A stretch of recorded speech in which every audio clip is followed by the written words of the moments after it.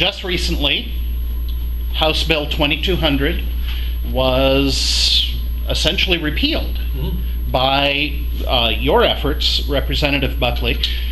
Why don't you tell us what House Bill 2200 was supposed to do, what it actually did, and why you felt you had to kill it? Sure, this is a classic example of what Sal was referring to when the intention of legislation gets changed in the rules. 2220 came from the person who's the governor's top education advisor right now, a woman named Nancy Golden, who was the superintendent of the Springfield School District for many years.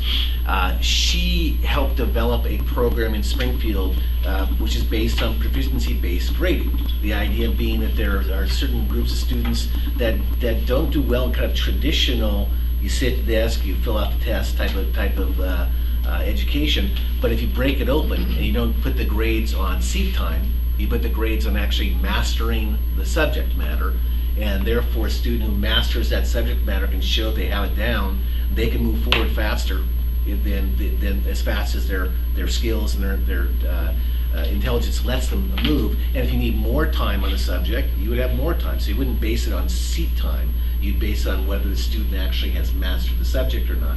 So the idea behind it was seeing the success of the Springfield Arts and Academic Academy, which was Nancy Golden's kind of project in Springfield. The Redmond School District was doing it with their freshman high school students, and they were showing some great success. The idea behind the House Bill 2020 came forward with us, if districts want to move towards this proficiency-based education, which many districts were moving in that direction already, let's give at least some sort of common framework. So there's some kind of common language that we can use in describing it, and let's make sure that in all districts, students and parents know if their student is proficient in the three main areas of math, science, and language arts. And the bill was a page and a half long, and there was nothing in the bill that said you must change your grading system.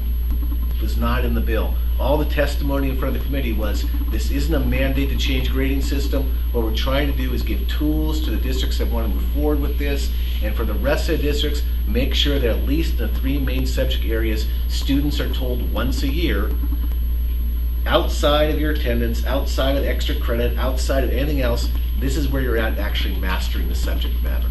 That's all the bill is supposed to do. Well, when it got in the rule process, very, very well-meaning and dedicated people were writing the rules, including a number of teachers, high school teachers, grade school teachers, and they interpreted the bill to be a mandate. Even though all the testimony said this was not a mandate, even though the language of the bill did not indicate a mandate, the rules they wrote for districts to follow set out a path of saying the district must review its grading process under these criteria. And we had districts, in fact I got an email from a teacher in Pendleton who said that they spent weeks on their art classes, their elementary school art classes, to try to prove how a fourth grader or fifth grader could prove they're proficient in art. I mean, I don't know how you do that. That was not, the word, the art was not mentioned in the bill. The bill mentioned math, science, and language art, and it did say if districts wanted to also move forward in civics and other subject areas specified, they could do so. But again, that was a may in legislative in the bills that we passed. There's a huge difference between may and shall. A bill that says may means you may or you may not. A bill that says shall means you will. The bill had a may in it that said very specifically districts may do this. So again, the rules got written to say it was a shall instead of a may.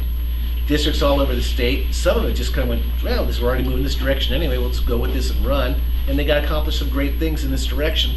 Others twisted themselves in incredible knots to the point where the Oregonian newspaper had an article saying, Oregon outlaws homework. And I get a phone call from a reporter saying, why did you pass a bill that outlaws homework? And I said, you must be high. I don't know what you're talking about. Every call I got, I said it was Buckley's fault. That's right. That's true. So it was an easy one. In this last session, in the February, the short session, I worked with a group of teachers to say, okay, how do we pull this back? How do we clarify that that's not a mandate? How do we make sure districts know they don't have to do this, that these are the tools to work with if they want to do it? And how do we make sure teachers are involved with the discussion? In fact, one of the most controversial parts of the bill that we passed in February was some districts didn't want to have in law that teachers had to be part of the discussion. That was they're kind of saying that's Salem telling us how to operate, and we don't want Salem telling us how to operate. From my point of view, is saying, look, we've kind of burned teachers by the first bill on this fix-it bill. I want to make sure teachers are part of this discussion going forward. So that was my experience with that, and I'm sure Sal's experience was just having a lot of fun watching me twist in the wind on it.